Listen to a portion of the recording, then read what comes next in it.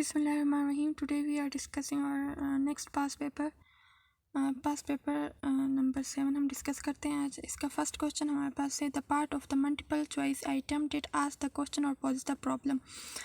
यानी जो स्टेटमेंट होती है मल्टीपल चॉइस क्वेश्चन में उसको हम कहते हैं स्टेम, और जो रॉन्ग आंसर होता है उसको हम कहते हैं डिस्ट्रैक्टर, और जो सही आंसर होता है उसको हम कहते हैं क्या कहते हैं राइट आंसर कहते हैं. ठीक है, तो ये हम देख लेंगे.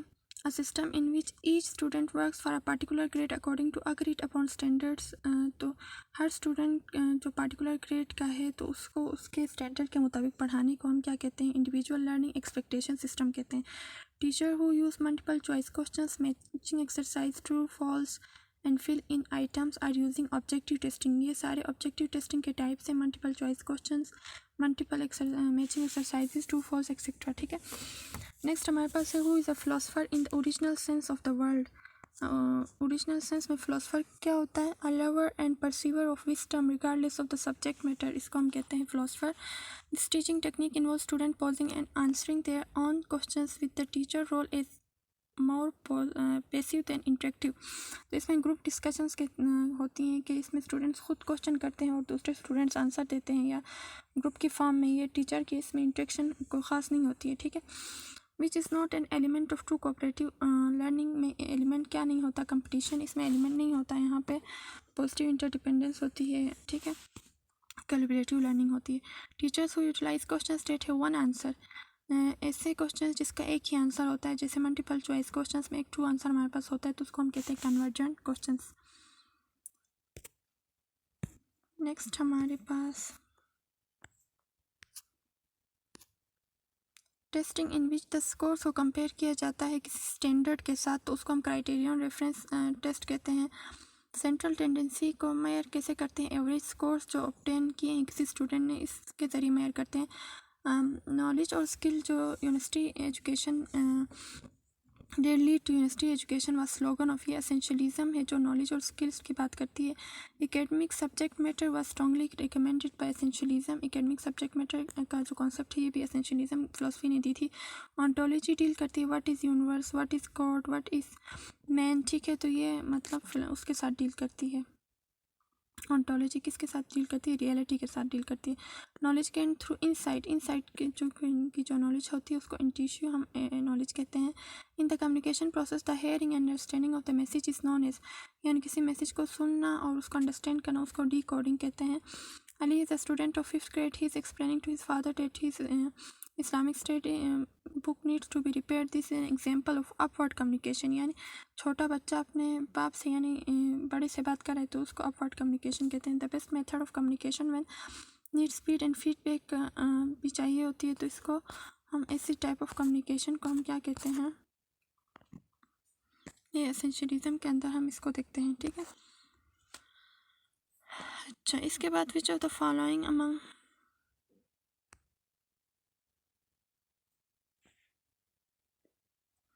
अच्छा यहाँ पे नेक्स्ट हमारे पास एमसीक्यू है जो cerebral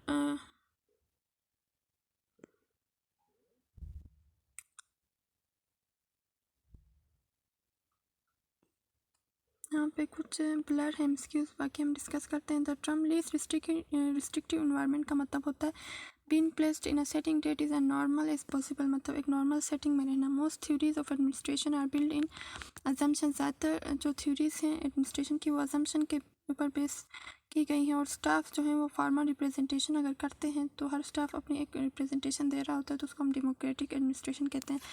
the school head master used to have a common set of values. तो इसमें early school of professional practice या गोल ऑफ टीचिंग या सोशलाइजेशन ये सारी चीज़ें आती हैं. तो all of this it is required for better time management. Better time management के लिए क्या चीज़ रिक्वायर होती है?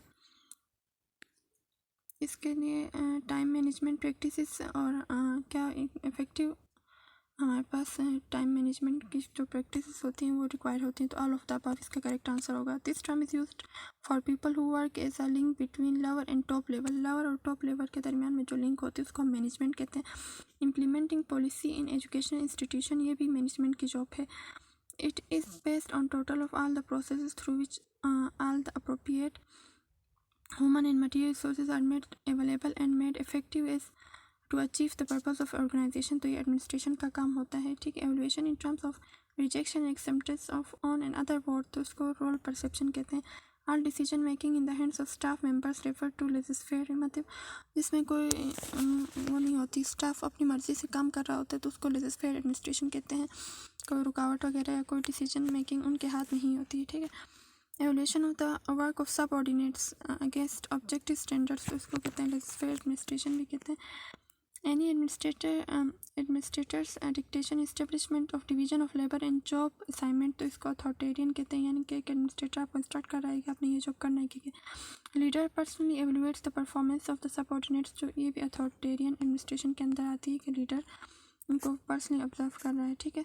There is spontaneous evolution performance other colleagues, दूसरे कुलीग्स जब आपकी वो कर रहे होते हैं, परफॉर्मेंस को देख रहे होते हैं, तो वो लेजिस्फेयर के अंदर आती है। Ability of taking decision is social situation to plan and organize actions any so doing to evoke cooperation जो इवोक करने के लिए जो डिसीजंस लिए जाते हैं वो लीडरशिप के अंदर होते हैं।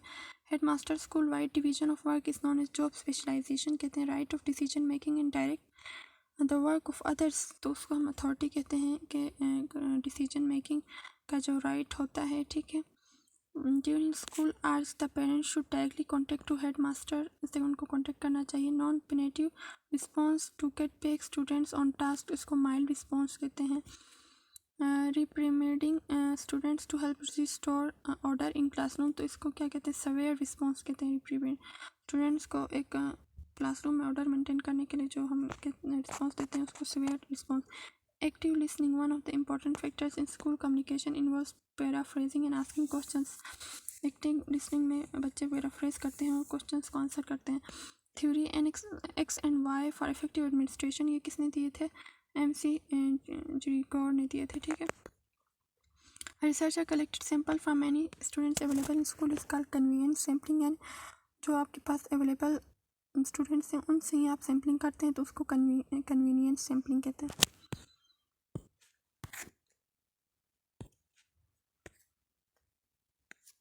इसके बाद हमारे पास है misconception that all areas have been known due to unlimited problem, ठीक है। Descriptive research describes and interprets what is, descriptive research में व्हाट इस पे हम फोकस करते हैं, डिस्क्राइब करते हैं। Employees are lazy, employees lazy होते हैं अकॉर्डिंग टू थ्योरी एक्स, और एक्टिव होते हैं अकॉर्डिंग टू थ्योरी वाई, और जेड में उनका कोई ख़ास वो नहीं होता, ठीक है। Decisions are made by the leader after consultation of selected colleagues, तो इसको मशावरती मॉडल कहते हैं जिसमें डिसीजन कोलीग्स के साथ कंसल्ट करने के बाद लिया जाता है। Head master role of academic guidance, तो इसमें एडमिनिस्ट्रेटिव सुपरवाइजरी मैनेजमेंट तीनों रोल्स होते हैं हेड मास्टर के पास, ठीक है। तो all is the correct option. Mental and emotional reaction of the person to his her job, cheerfulness is motivation.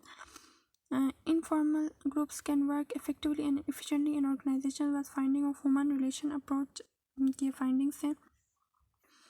Planning of a primary school can be called as imperative planning. The term scaffolding का जो concept है for workers teacher who work below their capacities, तो ये Friedrich Taylor ने दिया था, ठीक है। सोल्जरिंग का कॉन्सेप्ट है कि वो अपने कैपेसिटी से कम काम करते हैं, तो ये फर्स्ट टाइम फ्रीडरिक टेलर ने दिया था कॉन्सेप्ट। एक्रोनिम जो पोस्ट कॉप है for the function of administrator was introduced by Gulick, जो गुलिक है इसने ये पोस्ट कॉप का जो एक्रोनिम है ये फर्स्ट टाइम एडमिनिस्ट्रेशन में क्या किया था, इंट्रोड्यूस कराया था। द प्रिंसिपल ऑफ ब्यूरोक्रेसी के जो प्रिंसिपल्स हैं एजुकेशन इंस्टीट्यूशंस के अंदर, ये वेबर ने उस पर काम किया था। दिल्फी टेक्निक इन डिसीजन मेकिंग, इसको हम शेयर डिसीजन मेकिंग मॉडल भी कहते हैं। दिल्फी टेक्निक डिसीजन मेकिंग के अंदर इसको शेयर डिसीजन मेकिंग मॉडल भी कहते हैं, ठीक है। Leaders are born not made, तो ये किसकी स्टेटमेंट है, ग्रेट मैन थ्योरी के मुताबिक लीडर्स बोर्न होते हैं, बनाए नहीं जाते, ठीक है। When Nasir's son explains his car accident in such a way that he is not at fault, making use of which barrier to communication, ये फिल्टरिंग कर रहा है कि नासिर का बेटा कह रहा है कि मेरे एक्सीडेंट में कोई गलती नहीं थी, ठीक है। Ali was just told by his mechanic that it will cost 10,000 to fix this car. Ali is upset. Ali's boss called him to ask him to come see him in the office. He needs to talk to him about something. तो Ali thinks he's going to fire. Ali's misunderstanding this due to which barrier of communication, emotion, जो barrier है emotional, communication के barrier की वजह से अली ऐसा समझता है कि वो फायर किया गया है, ठीक है। When communicating cross culturally you can minimize misunderstanding by treating your understanding of what is happening meant hypothesis rather than as fact. अच्छा, selection of one of the alternative among many, मतलब alternative को select करना बहुत सारी चीज़ों में से, तो उसको डिसीजन मेकिंग कहते हैं, ठीक है। Motivation hygiene theory which is helpful in understanding the level of job, तो ये किसने दिया था? एफ हर्ट्सबर्ग ने इसका कॉन्सेप्ट दिया था, ठीक है, मोटिवेशन हाइजीन थ्योरी के बारे में, कि जो टीचर्स हैं वो अपनी जॉब से कितने सेटिस्फाई हैं, ठीक है। इन realist schools the curriculum would be focused rather sharply on studies in the natural and behavioral sciences, ठीक है। रियलिस्टिक जो स्कूल्स हैं वो करिकुलम पे फोकस करते हैं जो नेचुरल और बिहेवियरल साइंसेस के अंदर स्टडी की गई हुई। In addressing the subject matter of the curriculum the pragmatist teacher would most likely encourage students to address it as they believe they should, यानी स्टूडेंट्स को ये इनकरेज करते हैं सब्जेक्टिव मैटर में, ठीक। Obedience scholarship and conforming to rules and norms को, ये जो ओबीडियंस से स्कॉलरशिप या रूल्स या नॉर्म्स को एक्सपेक्ट किया जाता है एडलिस्ट थ्योरी के मुताबिक, ठीक है। Emphasis is given to lecture method, ये प्लेनलिज्म का कॉन्सेप्ट है कि और मेथड्स को ये फोकस करते हैं। The horizontal relationship of curriculum activities, horizontal जो रिलेशनशिप्स होती हैं उनको हम इंटीग्रेशन कहते हैं और वर्टिकल रिलेशनशिप को हम सीक्वेंस कहते हैं। According to general philosophy values are drive from a set of all of this, general philosophy के मुताबिक वैल्यूज हम रिलेशन सेपरेट थिंग्स एक्ट्स, ठीक है, आइडियाज सबसे लेते हैं। तो ये all of this values are created as a result of social human interactions according to pragmatist philosophers के मुताबिक जो वैल्यूज हैं ये हम सोशल इंट्रैक्शन के बाद सीखते हैं, ठीक है। ऑथेंटिक जो नॉलेज होती है रियलिज्म में वो एम्पेरिकल नॉलेज के थ्रू गेन होती है। इसके बाद हमारे पास है the overriding purpose of education according to existentialist के मुताबिक जो एजुकेशन का पर्पस क्या है? Help the young become fully authentic beings. Skill state can be applied without conscious thought के अलावा के बगैर जो स्किल्स अप्लाई की जाती है उसको ऑटोमेटेड बेसिक स्किल्स कहते हैं। The meaning we attach to sensory information, यहाँ पे परसेप्शन में बेस्ट भी थॉट इज, परसेप्शन को हम कैसे सोच सकते हैं कि सेंसरी इंफॉर्मेशन से जो भी हम मीनिंग अटेंड करते हैं या अटैच करते हैं उसको हम क्या कहते हैं? परसेप्शन कहते हैं।